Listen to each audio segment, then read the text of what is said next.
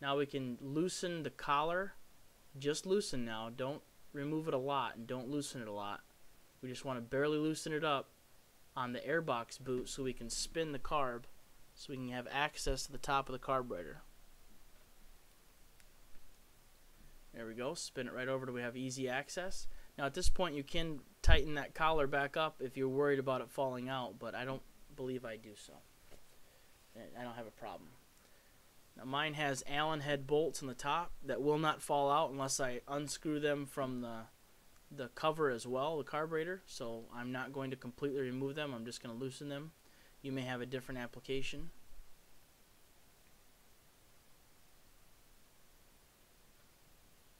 One thing you want to pay attention to is where those vent hoses are in relation to your throttle cable, so you put those back right where they were.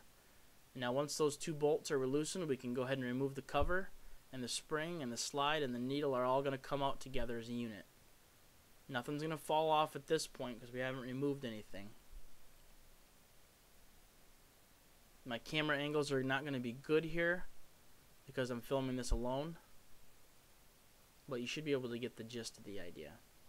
Today's job was to change the clip position, so that's what I'll be doing here. I went and retrieved my hemostats. And you can see there the guide that holds the spring onto the cover there. There's the guide.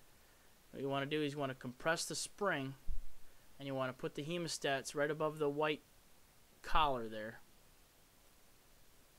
And as you'll see here, I'm going to demonstrate the incorrect way of applying the hemostats to the throttle cable. You want to make sure you get a lot of coverage there. So I attach them there.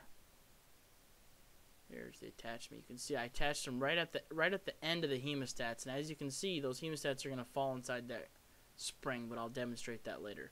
And here's where your throttle cable attaches to your slide. Go ahead and slide it to the side, your throttle cable, and it comes right out. So now you have your slide and your needle all in one unit, and there's your needle holder. There's your needle.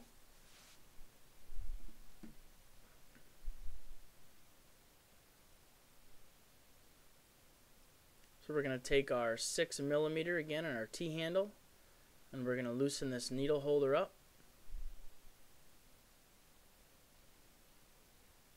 There it is, broke free, and we're going to go ahead and remove that completely. And as you do so, you can see that your needle becomes loose in there. You can pop that right up. Now you have just your slide and your needle separated, and there's my clip. As you can see, it's in the third position, the middle position. The top number on the needle, from the way I'm holding it, is 1, and I'm in the third position. I'm going to move up to the second position. Lean my bike out a little bit. And that clip is very small, so you want to be careful. And what I do is I kind of put it on there a little bit so I can make sure, okay, that's the third position. Now I'm going to move it up to the second position. There it is.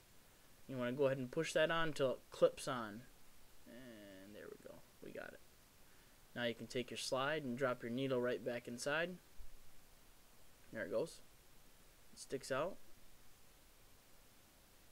And we can put our needle holder back on. It's also the throttle holder.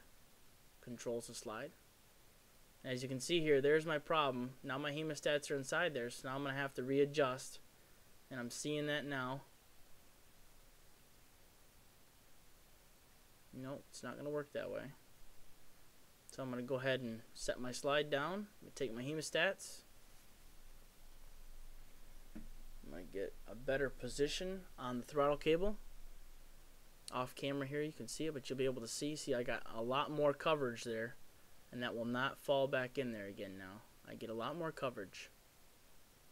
Now I can take my holder, and I'm just showing you how it slides in, and that little groove there is going to have to, the little white plastic thing on the spring, there's a small little notch, and that notch is going to have to fit right in that groove.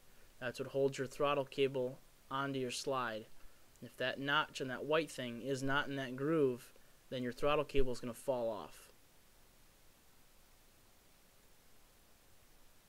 So now we're going to go ahead and attach with my hemostats on there, so it makes easy work of this. Go ahead and slide it in there and pull it a couple times and keep the tension on there while you release your hemostats and holding your spring so it doesn't spring back on you. Now we're going to go ahead and line up that notch on that groove on that needle holder. I'm looking for the notch here. And when you slide it in, it's going to slide down to a point and kind of wiggle it a little bit, and you'll see it snap down. There it goes. Right down. That's good. Make sure you're lined up on that cover with that guide. Make sure your spring's on that guide. There we go. We're good. Now we're going to line up our vent hoses the same way we had them. And we're going to push everything in. I'm going to flip my cover around because it was backwards. I'm going to hold it in place. And I can't reach my T-handle or my Allen head, so I went ahead and just tightened it in finger tight. And here's my Allen head. Go ahead and tighten that down. You don't want to over-tighten any of this stuff on your carburetor. You never want to over-tighten anything. You'll risk stripping it out or stripping the head or breaking something. It's never good. Okay, now that I'm done with the top of the carb, I can go ahead and rotate it back to the correct position. And again, I couldn't hold on to the collar at the same time, so my hand's in the way. I apologize. But this is the easy part. Go ahead and tighten that screw down onto the intake boot, or the airbox boot. Now we're going to go ahead and deal with the bottom of the carb again. First we're going to pull our throttle cable back out, and I'll show you earlier how to tell if you have enough cable sticking out. And just as a little test before I put everything away, we're going to make sure the carburetor operates smoothly and that when I pull and let go, that throttle cable is not falling off of my slide. Looks good. Now we're going to go back to the bottom of the carb, and we're going to install our main jet. Again, I'm using a 6mm. I'm going to go ahead and thread that in just like a bolt. Be very careful not to over tighten your jets. You just want to get them nice and snug in there.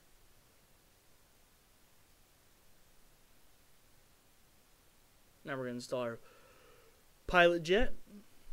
Just slide it in the hole and use your small flat blade screwdriver to tighten it up. Again, you don't want to over tighten anything here.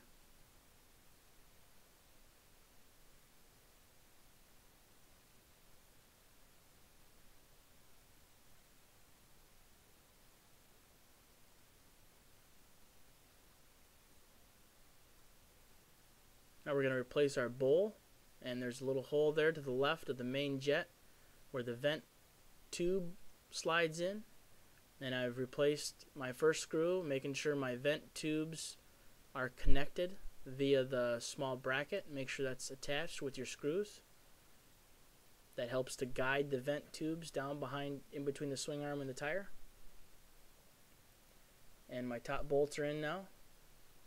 I'm going to go ahead and use my nut driver and install my bottom bolts. Make sure you put all your bolts back. Make sure not to over tighten any of these. You don't want to strip out those soft brass screws on the top.